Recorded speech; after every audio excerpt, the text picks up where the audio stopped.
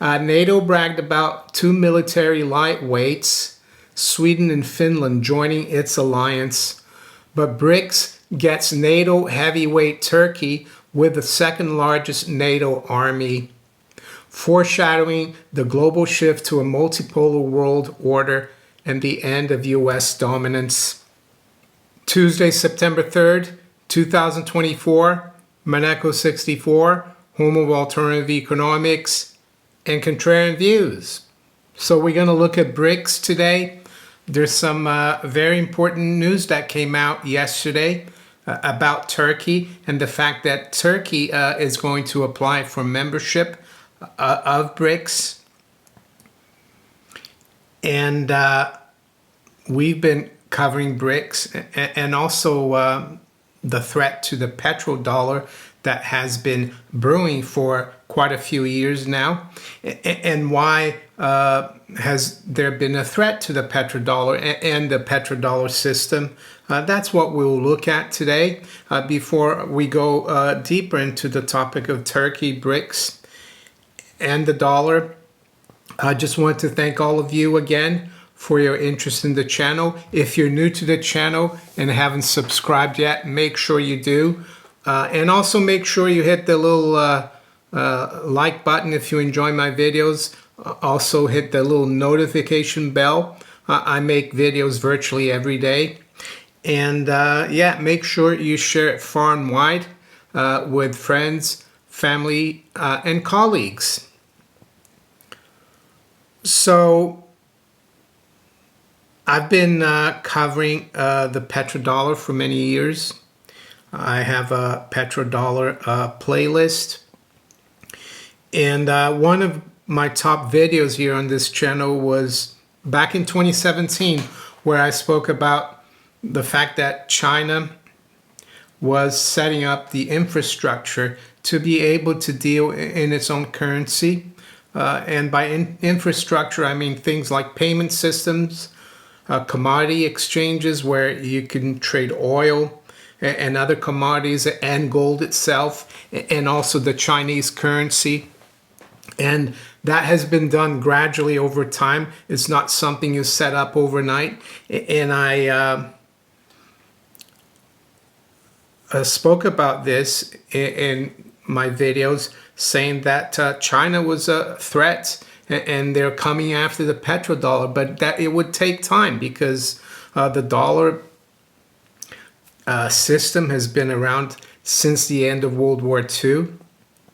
Payment in dollars is still very easy. It's the custom.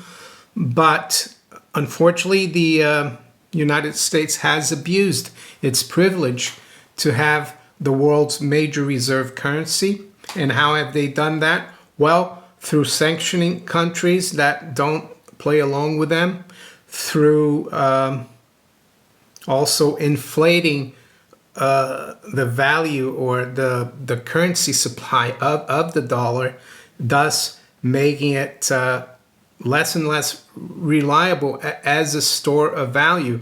So why would you want to store your country's reserves, well, you know, hard-earned reserves, in a currency that is losing value at a rate of knots? And why is that happening? Well, it's been happening because ultimately the U.S. went off a sound money system, a partial sound money system. That is, it wasn't perfect, but the dollar still had a link to gold up until August 15th, 1971. And that was always going to be the end of the dollar, because once you go fiat as a currency, it always goes to zero. And all the abuses that come along with the exorbitant privilege to print the world's major reserve currency are coming home to roost. And 2008 and the collapse of Wall Street and the City of London and other major Western international banks was a big trigger to, well, to the constant loss of value that we've seen in the last 15 years of not just the dollar, but also all major fiat currencies. And that's the other reason why BRICS, Brazil, Russia, India, China, and South Africa have tried to create an alternative system. That's why the BRICS and other emerging countries have been buying so much gold for their reserves in the last 2 years. Well, 2.5 years now.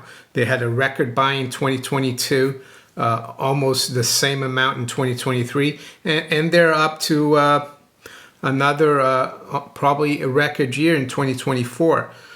And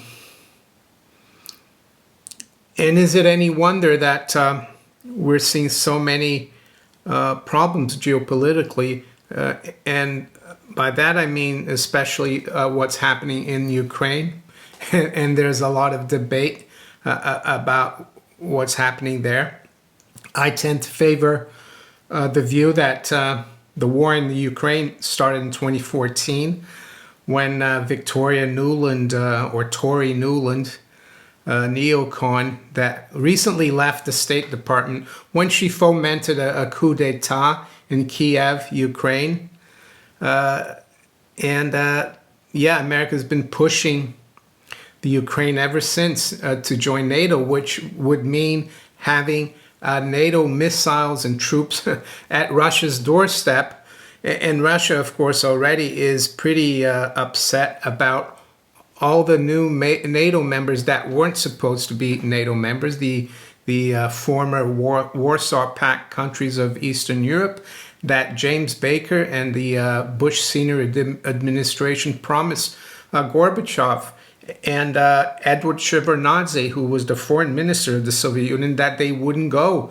NATO wouldn't move east. So that's what's been happening. And the reason why the Americans provoked Russia into this military operation 2.5 years ago against Ukraine, which is really a war now, is to try to bring down the Russian regime. And why? Well, because Russia, China, and even Germany are a threat to the Anglo-American Empire, to Pax Americana. And for that, you have to look into someone called Halford Mackinder. He was a professor of geopolitics over 100 years ago in the UK. And he said that whoever controls Eurasia, or the world island, and that includes Europe, Asia, the Middle East, Africa, whoever controls that Eurasia and the world island controls the world. So when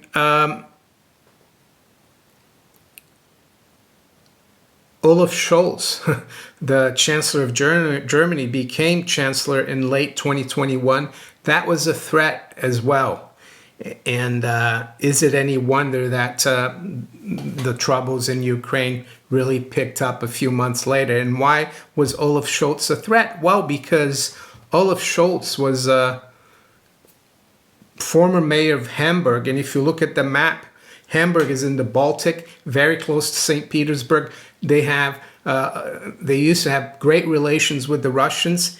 And here you had the German Chancellor, who was kind of someone who wanted to expand and consolidate economic and trade relations with the Russians.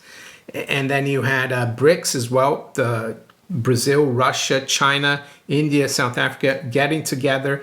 And can you imagine having Germany, the economic powerhouse of Europe, being really friendly with Russia and China? Well, that would completely disrupt the Anglo-American Empire's stronghold on the world island, on Eurasia. And that's why it's so strategically important. And that's why Turkey, now I'm coming to Turkey, that's why the fact that Turkey now is applying for membership of BRICS is huge. Because Turkey has, according to data here, has the, let's have a look. Yeah, Turkey has the second biggest army behind the United States or armed forces in NATO. U.S. has 1.3 million personnel. Turkey has 481,000 personnel. Just to give you an example, Poland has 216,000, France 204, Germany 185,000, Italy 171,000, and the UK 138,000. So Turkey is an economic, well, not an economic powerhouse, but military powerhouse, strategically located. It has a foothold in Asia and a foothold in Europe. So the fact that they're applying for membership of BRICS, and here's the story if you want to have a quick look here. Turkey applies to join BRICS amid frustration with the EU. Well, and that's another thing. Turkey has been trying to join the EU for almost 20 years and never had any luck with it.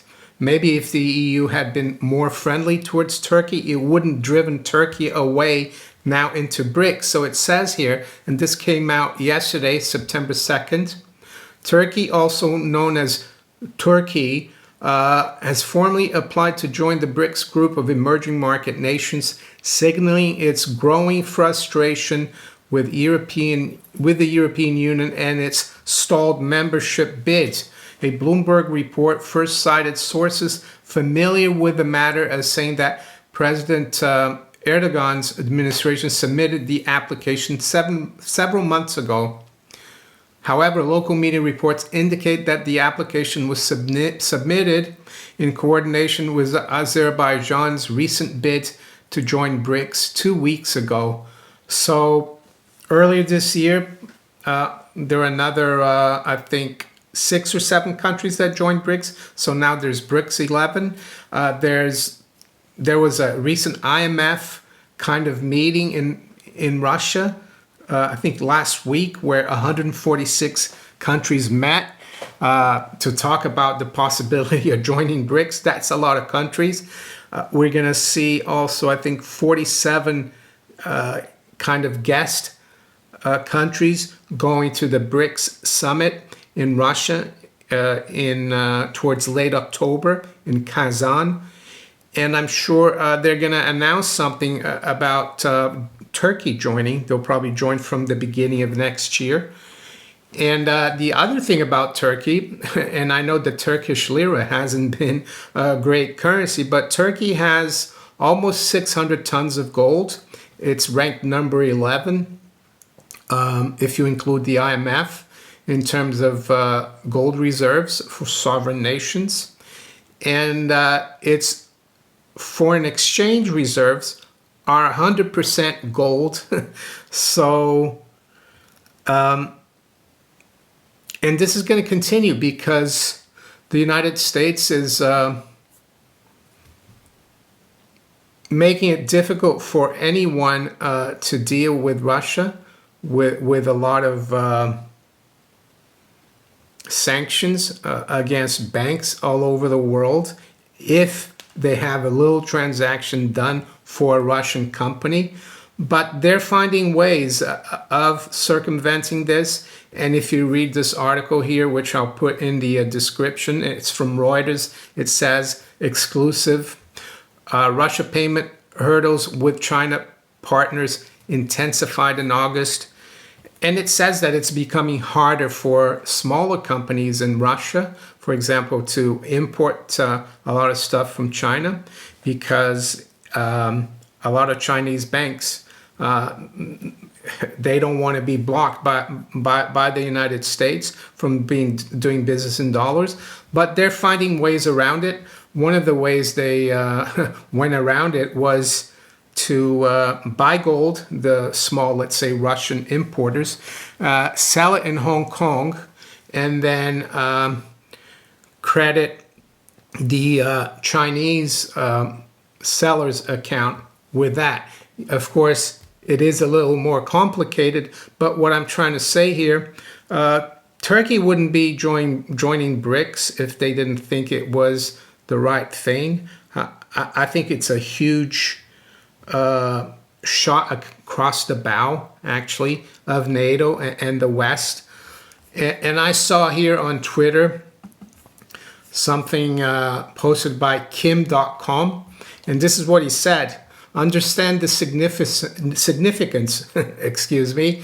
NATO bragged about 2 military lightweights, Sweden and Finland joining its alliance, but BRICS gets NATO heavyweight Turkey with the second largest NATO army, foreshadowing the global shift to a multipolar world order and the end of US dominance. I'm here in the UK, as most of you know. Am I taking sides? No, I'm just observing what's happening. And unfortunately, I think we're on the losing side, not just here in the UK, but in the US. And what that will mean for us, and I've said it many times, is that foreigners like, the countries that are in BRICS and joining BRICS, they're going to move more and more away from the West, unless the West kind of decides that we're all equal in terms of sovereign nations, and that they will cooperate with emerging market countries as equals.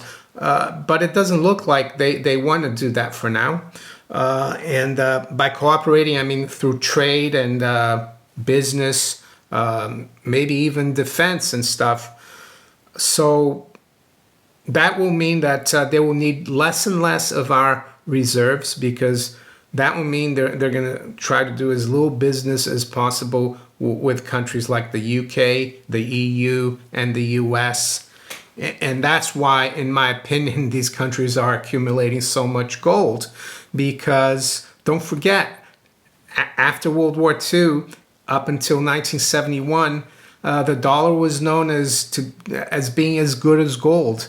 The US held about 2/3 of all gold reserves after the end of World War II.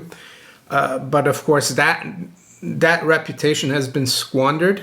And the rest of the world knows that gold is really important in terms of settling trade. And does that mean there's going to be a new gold standard or some kind of BRICS gold-backed currency? I don't know. It's possible, but what it definitely means is that our currencies are going to lose value, because there's not going to be as much demand for them. And by that, I mean the dollar, the pound, the euro, most of the Western currencies. And I'm not saying that the Turkish lira or the BRICS, individual BRICS countries' currencies are going to be any good, but they're definitely moving away from doing business and cooperating with the West, and that's a shame. I like to see eventually, and I think there will eventually be, hopefully, cooperation amongst all nations, and that we'll have a world in which war becomes something that's not constant like it is now. And unfortunately, it's been us in the West that have been fomenting all these conflicts. And why is that? Well, because it's very profitable, and the military-industrial complex, unfortunately, is still in charge. But I think they're fighting for survival. We'll have to see what happens in November. So there you go. I'm going to stop right now for the day. We'll cover the markets tomorrow.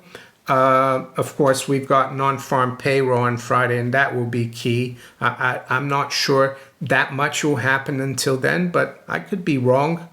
Anyway, yes, Turkey, I think is huge news. It might not sound like big news. You probably won't hear this in the mainstream media if you still listen to or watch the mainstream media, because a lot of people have been in denial about the BRICS, de-dollarization, and the multipolar world. So there you go. With that, I'm going to wish you all a very good day. Take care. Bye.